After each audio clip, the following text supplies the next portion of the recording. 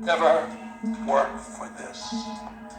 This is what keeps people poor. That quote lives rent-free in every 22-year-old's brain who just discovered Twitter and thinks college is a scam.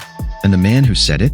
Robert Kiyosaki, the godfather of fuck your 9 to 5. But behind the clean-cut message of escaping the rat race, there's a bit of a plot twist.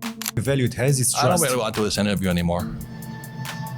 If you want to find out what I know or tell me what you know, then don't interview me. Just you do your own stupid show. I'm trying to tell you something here, and you want to tell me how smart you are. Let me explain something then, damn it. Let's do it. Actually, no. There are several.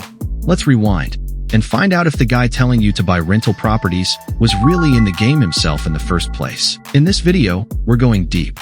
Not real estate webinar deep. Real deep.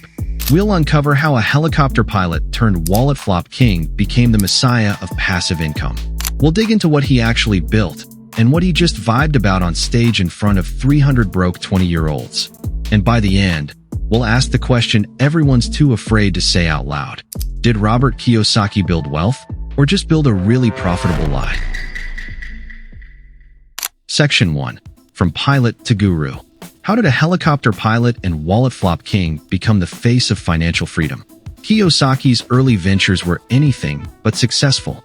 In the 1980s, he launched a nylon wallet company. It collapsed. He tried t-shirts. Same result. He even lived out of his car for a while. There was no financial empire. No proven formula. Just a guy with some business scars and a lot of opinions. But in 1997, everything changed. That's when Rich Dad Poor Dad hit the shelves, and something about it clicked. The book wasn't dense with data or citations.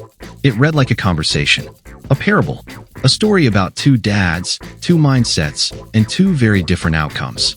It was accessible, emotional, and more importantly, it was marketable. But here's the weird part. No one's been able to confirm who Rich Dad actually was. Journalists from Smart Money magazine asked Kiyosaki for proof in 2002. His reply? Why don't you treat Rich Dad like Harry Potter?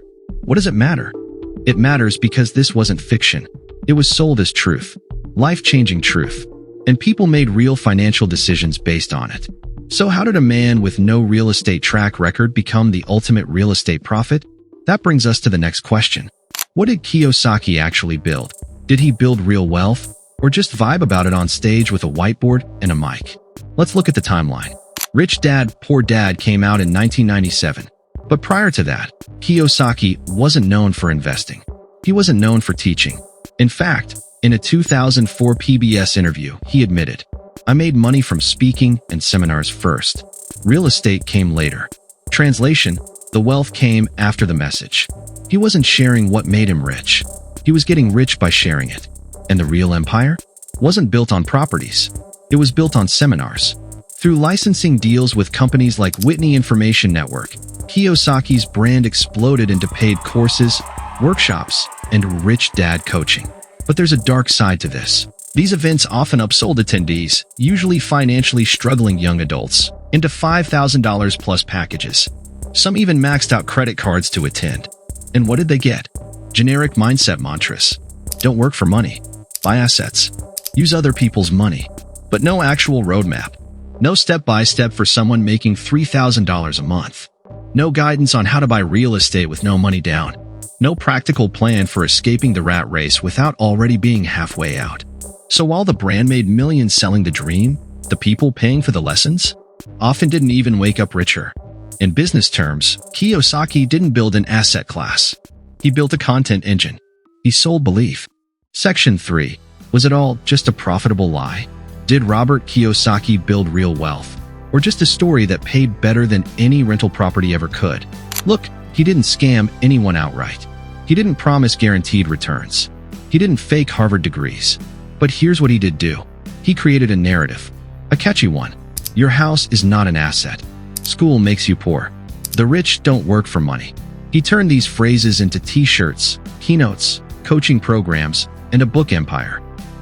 Yet most of his financial wins came after he sold the narrative. Even the FTC and Canadian consumer protection agencies investigated partners of the Rich Dad brand for misleading marketing. And experts? They weren't buying it either. John T. Reed, a real estate investor and author, He called the book the dumbest book he'd ever read, saying it contained many factual errors and numerous extremely unlikely accounts of events that supposedly occurred. So what do we call someone who didn't walk the talk, but made millions talking the walk? Smart? Dishonest? Ahead of his time? Maybe a mix of all three.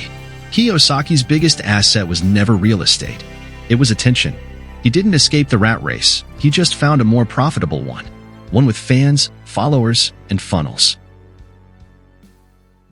So was Rich Dad Poor Dad a lie? Let's put it this way. The advice may not have made you rich, but it sure made someone rich. And the rest is up for you to decide. Feel free to comment your thoughts on this and like the video if you enjoyed this. Don't forget to subscribe for more such observations of people, events, and ideas that will expand your perspective.